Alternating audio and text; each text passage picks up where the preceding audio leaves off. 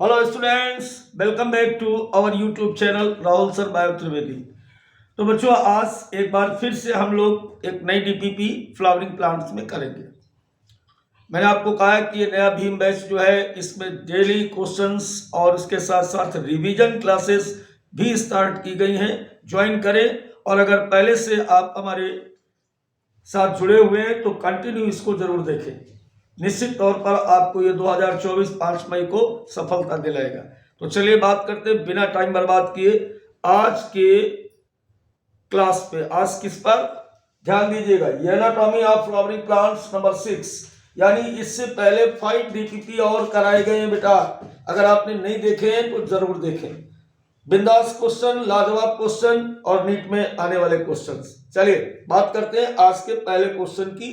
ये रहा आपकी स्क्रीन पर। तो पहला क्वेश्चन है, it will portion of pear is hard due to presence of. देखिए यहां पर जो क्वेश्चन किया गया कि नाशपाती के फल के का खाने योग्य भाग किसकी उपस्थिति के कारण कठोर होता है।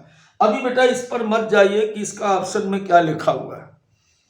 देखिए हार्डनेस जब भी किसी प्लांट में आती है बेटा, तो एक बात ध्यान रखो, वो टिश्यू कौन सा होता है? वो टिश्यू होता है स्क्लेरॉइड्स। वो टिश्यू होता है स्क्लेरॉइड्स और स्क्लेरन काइमेटस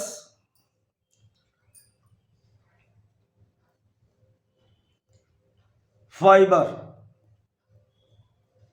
ठीक है, स्क्लेरॉइड्स और स्क्लेरन काइमेटस फाइबर की वजह से क्या हो सकता है? हार्डनेस आ सकती है, कठोर हो सकता है। क्वेश्चन और भी इसी तरीके का होता है कि नाशपाती और सपोटा, पियर, गुआवा, इनका जो पल्प होता है वो खाने में किरकिरा क्यों लगता है? हमेशा आंसर क्या था इसका बेटा? स्क्लेरॉइड्स था।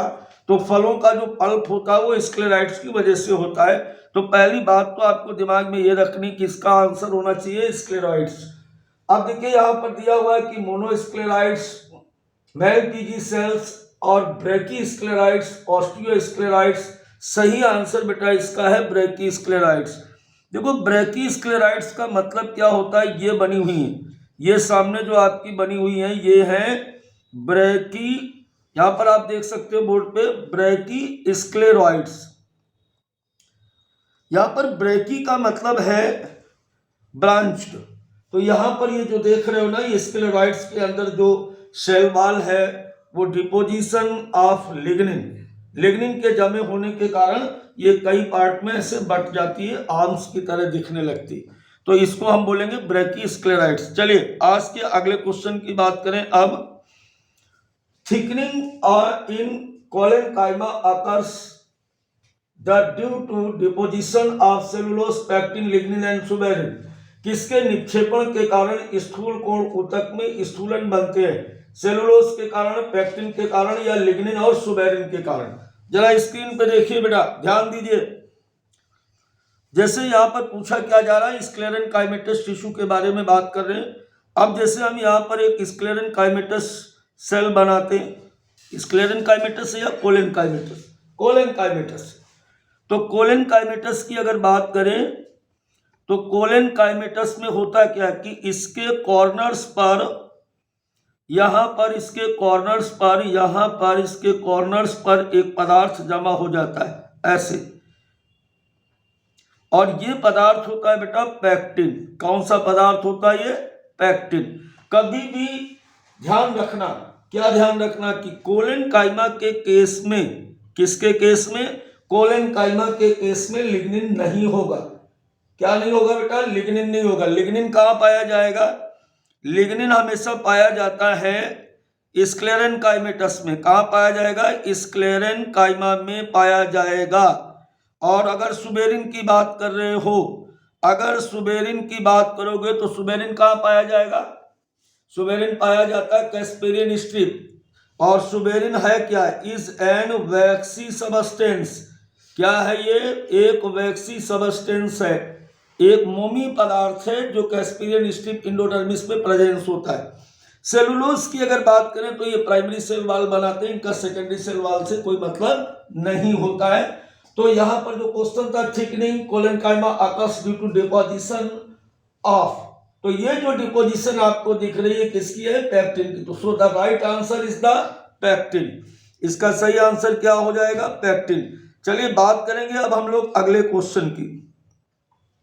देखिए यहां पर अगले क्वेश्चन की अगर बात करें तो कह रहा है sieve tubes are characterised by absence of septa, simple oblique septa, perforated longitudinal walls और परफोरेटेड ऑब्लिक सेप्टा। यहां पर जो आपको सही आंसर होगा वो है तिर्यक छिद्र पट। ये चीज जो आपको दिख रही है ना यहां पर,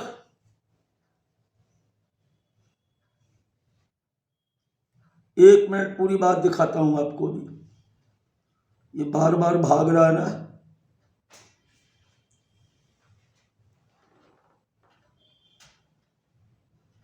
जी सर, यहां पर जो आपको ये दिख रहा है, ये देखिए यहां पर ये जो दिख रहे हैं ना, ये है, ये क्या है? ये है परफोरेटेड ऑब्लिक सेप्टा। ऑब्लिक का मतलब तिरछा और परफोरेशन का मतलब यहां पर ये छिद्र है, ठीक है। तो इन्हीं के बीच से मटेरियल्स पास आउट होता है। तो इसका सही आंसर क्या है? Perforated oblique septa. चलिए बात करेंगे अब अगले क्वेश्चन की। देखो यहां पर ध्यान दीजिएगा कि inner most layer of cortex is, बिल्कुल सरल सा क्वेश्चन था, इसलिए पहले से ऑलरेडी मैंने यहाँ पे टिक कर दिया कि इंडोडर्मिस होता है। टाइम बर्बाद यहां नहीं करना है। टाइम कहां बर्बाद करना, जरा इस पर ध्यान दीजिए। देखिए कॉर्टेक्स की अगर बात की जाए, यहां पर ये कॉर्टेक्स है। कॉर्टेक्स हमेशा 3 पार्ट में डिवाइड होता है। पहला पार्ट होता है एपिडर्मिस, जो मोस्ट आउटर लेयर है, सबसे बाहर की तरफ पाया जाता है। दूसरा पार्ट बेटा होता है जनरल कॉर्टेक्स, और यह हमेशा होता है मिडिल में। और इंडोडर्मिस जो होती है वो मोस्ट इनर होती है। थोड़ा सा यहाँ पर एक बात को और समझना कि एपिडर्मिस जो होती है, ये एपिडर्मिस जो यहाँ पर बात कर रहे हैं, ये हमेशा कैसी होती है? ऑलवेज होती है, सभी में पाई जाएगी, चाहे रूट हो, लीफ हो, फ्लावर हो, कुछ भी हो, सब में ये वाला टिश्यू प्रेजेंस है। कॉर्टेक्स की आउटर लेयर हमेशा प्रेजेंस होती।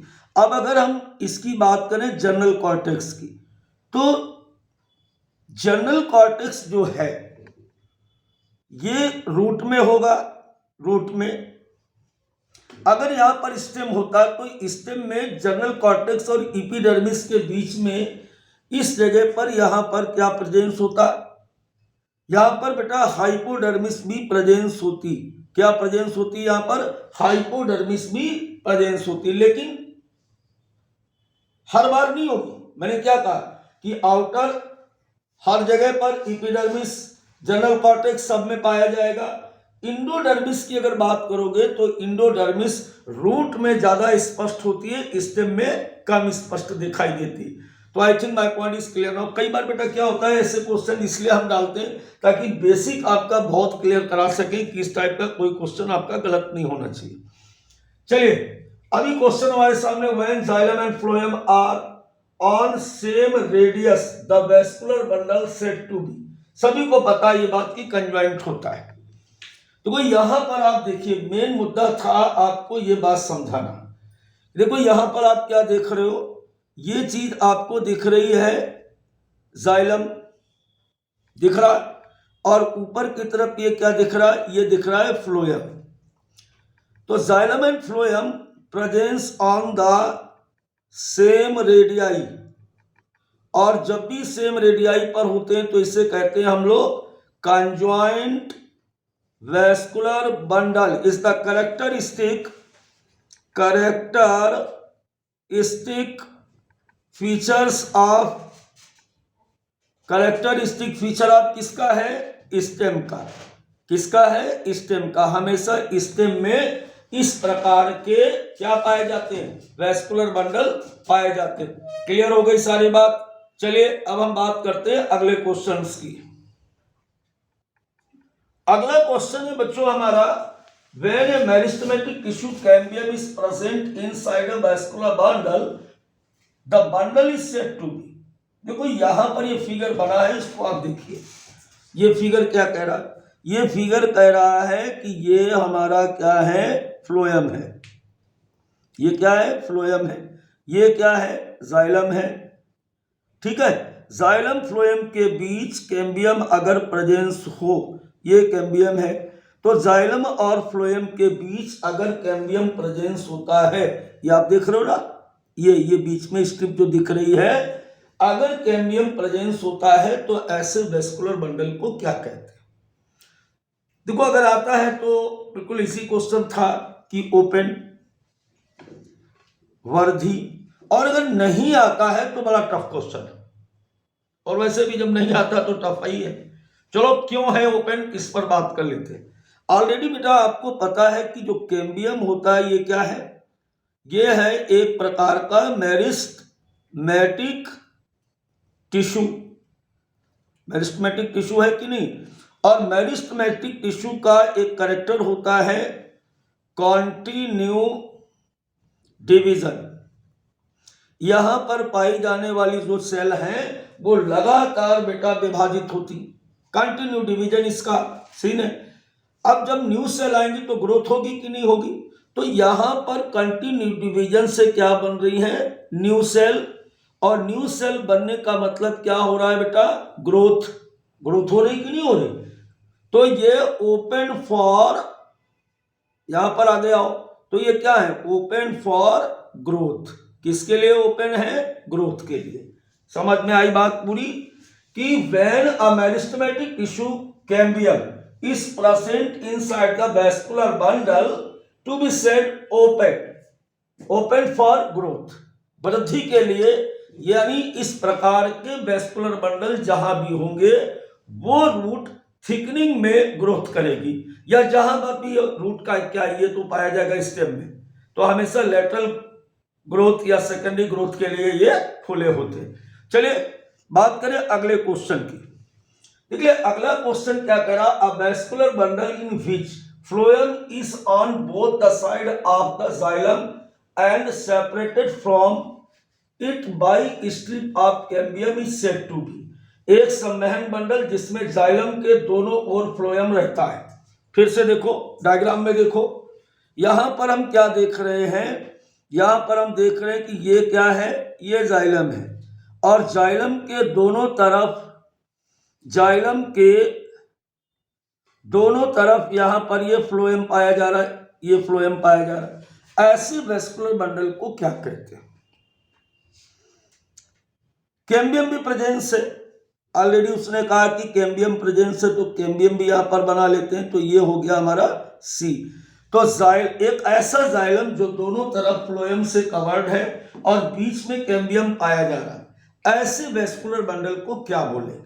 देखो एक बात तो समझो कि अभी तक आपने ऐसा वेस्कुलर बंडल पढ़ा जिसमें जाइलम, जिसमें क्या हो रहा है, जिसमें जाइलम, ये जाइलम है, फ्लोएम के साथ जुड़ा होता है, ये फ्लोएम, ये जाइलम। तो जब एक साइड पे जुड़ा होता है तो इसको कहते हैं क्या, कोलैटरल।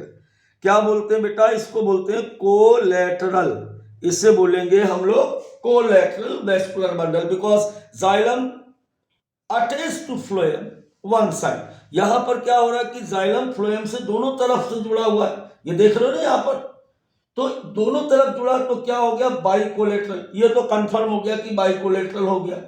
अब ओपन है या क्लोज, तो कैम्बियम है तो ओपन होगा, तो ऐसी कंडीशन क्या हो जाएगी, बाइकोलेटरल ओपन टाइप। और ऐसे वेस्कुलर बंडल पाए जाते हैं, पता तुम्हें किसमें पाए जाते हैं, ऐसे वेस्कुलर बंडल पाए जाते हैं कद्दू में। नाम सुना कभी, कद्दू, कोला बोलते हैं ना इसको।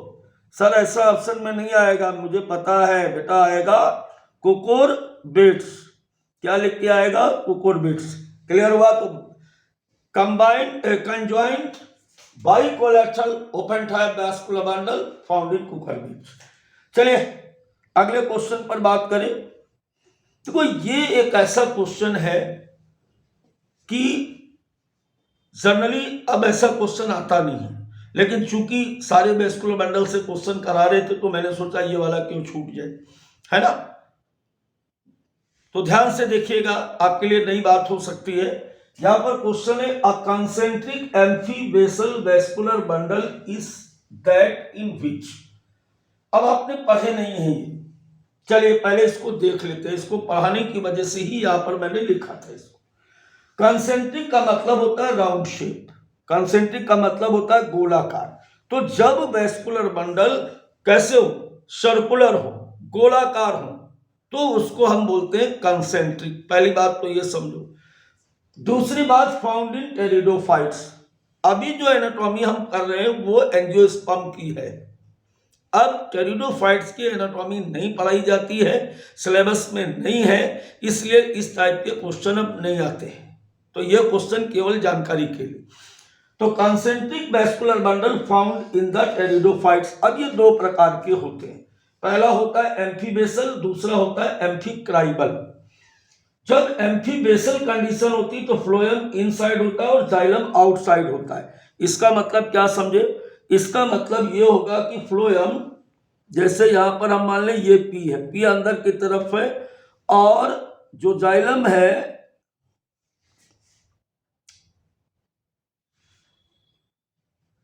जाइलम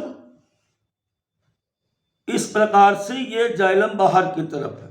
ऐसी कंडीशन जब आएगी, कैसी, फ्लोएम इन और जाइलम आउट, तो ऐसी कंडीशन को हम बोलेंगे एम्फीबेसल कंडीशन।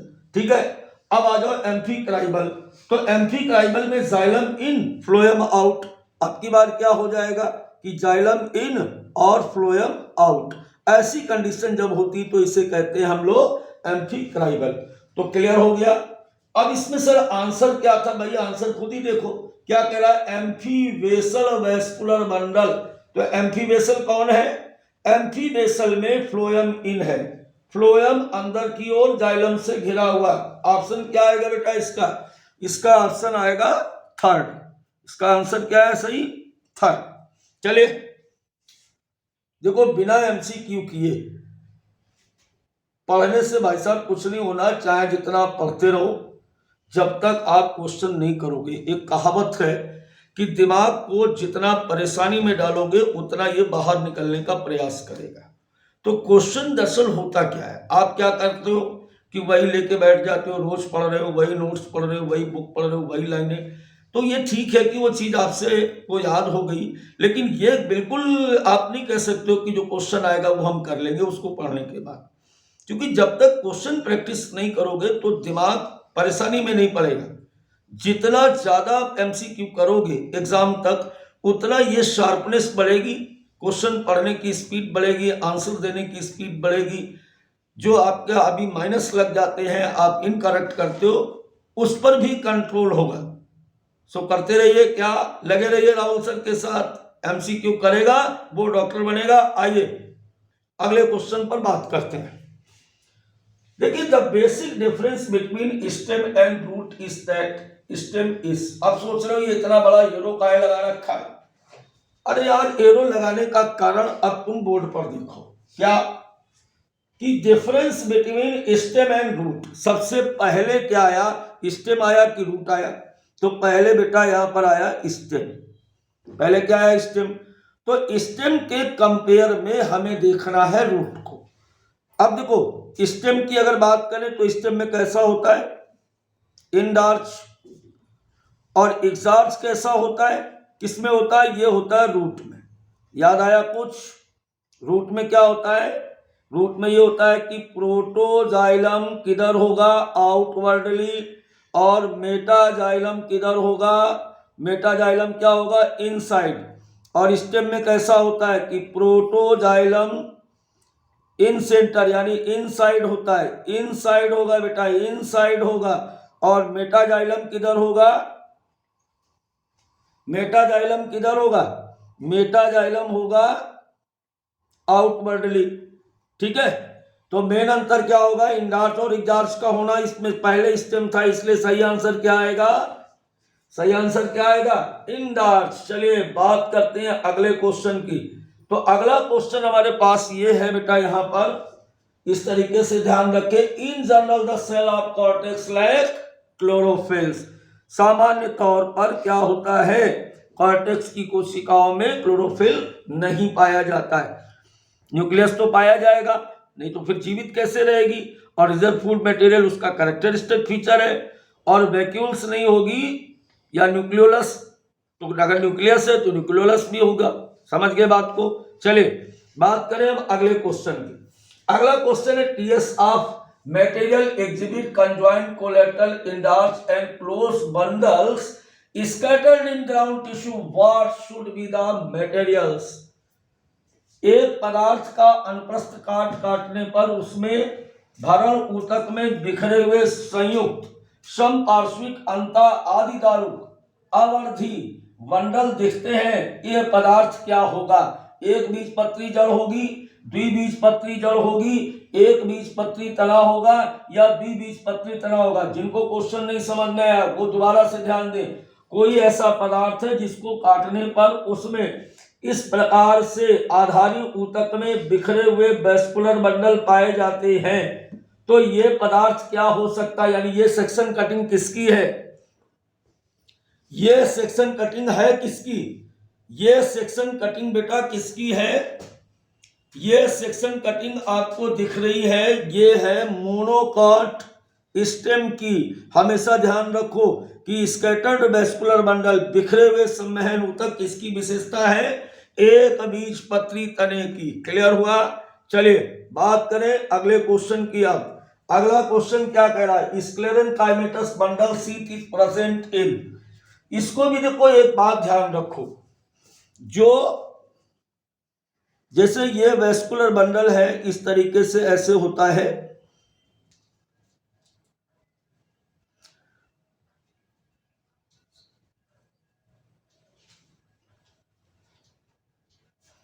ये जो आप वेस्कुलर बंडल देख रहे हो ये केवल एक वेस्कुलर बंडल मैंने बनाया, और ये वेस्कुलर बंडल है किसका, ये वेस्कुलर बंडल बेटा पाया जाता है किसमें पाया जाता है, मोनोकॉट में पाया जाता है। बिल्कुल मैं थोड़ा सा क्लियर कर देता हूं। यहां पर इस प्रकार से इसके बाहर की ओर यहां पर ये देखिए आप देख रहे हो ना, ये बंडल ऑफ सीट पाई जाती है, स्क्लेरेंकाइमेटस बंडल ऑफ सीट।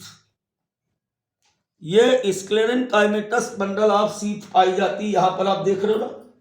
ये किसका है, ये मोनोकॉट का है। ये किसका है, ये मोनोकॉट का है। अब इसमें देखो मोनोकॉट कौन है, ग्रासेस, सनफ्लावर, बनियन ट्री और ग्रेन। तो यहां पर ये ग्रेन नहीं ग्रेम होगा चूंकि चना है, तो यहां पर सही आंसर क्या होगा, ग्रासेस। क्या सही आंसर आएगा बेटा, ग्रासेस, चूंकि ग्रासेस क्या है, मोनोकॉट है। क्लियर हुआ। तो मोनोकॉट में पाए जाने वाले वेस्कुलर बंडल किससे घिरे होते हैं, पूर्ण आच्छाद, हिंदी में बोलते हैं इसको sclerenchymatous bundle sheath present in grasses और द ऑल मोनोकॉट स्टेम। चलिए अगली बात करते हैं अगले क्वेश्चन की। अगला question, in which of the following order and exarch xylem develop. तो एक्सार्स डाइलम किसमें होगा, देखो एक्सार्स डाइलम की अगर बात की जाए तो एक्सार्स डाइलम जो होता है बेटा वो होता है हमेशा हमारा किसमें होगा, एक्सार्स डाइलम। एक्सार्स डाइलम जो होता है वो होता है किसमें होता है, वो हमेशा होता है रूट में। कैसा होता है, ऐसे होता है।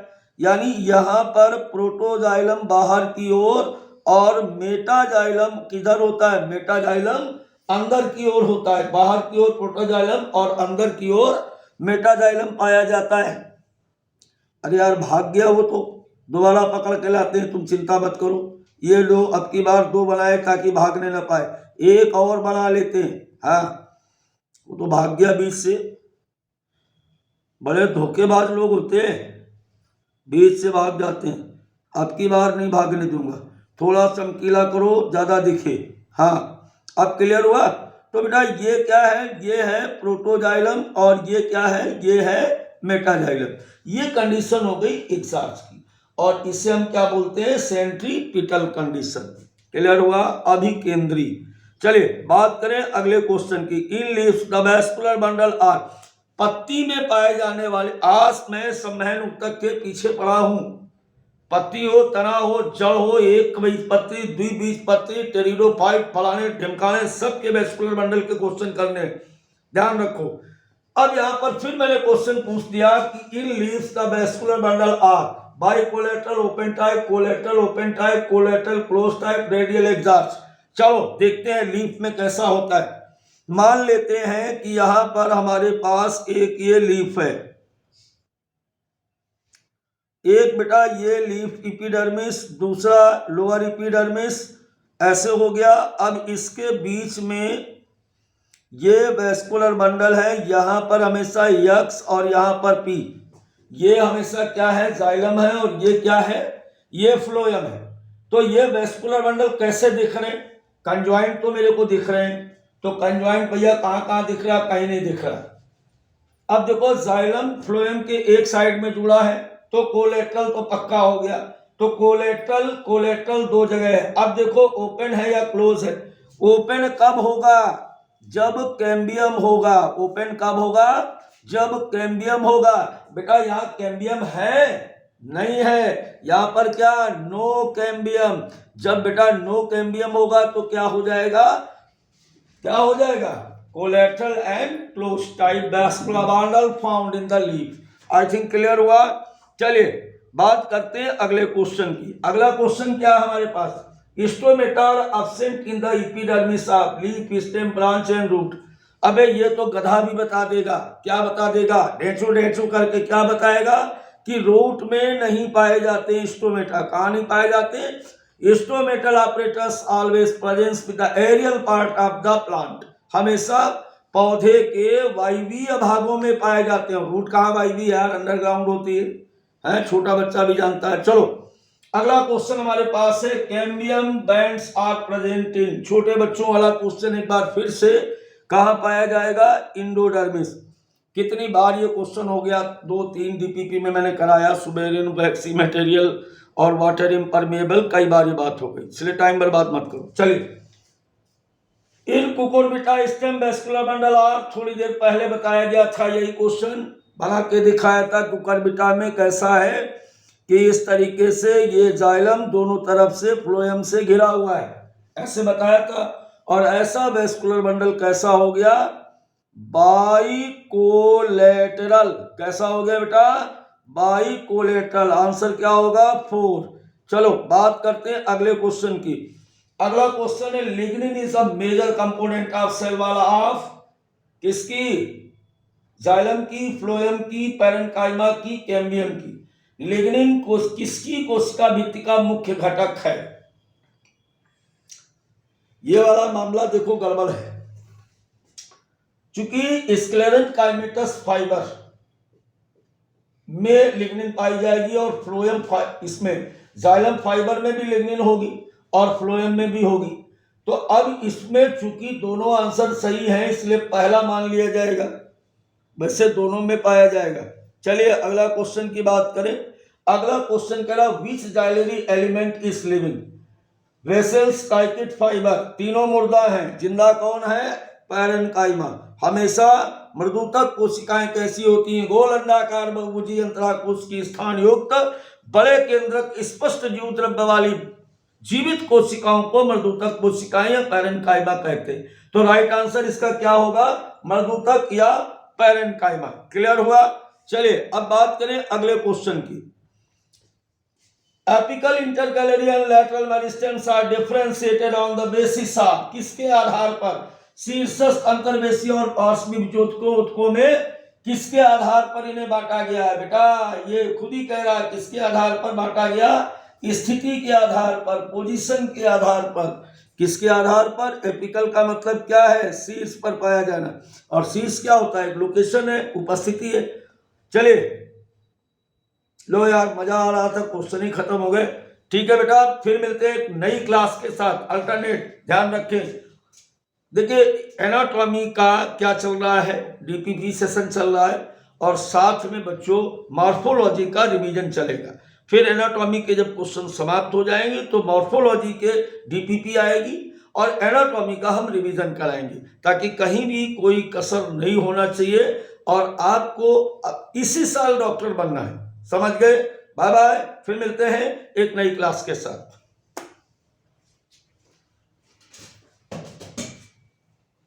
आज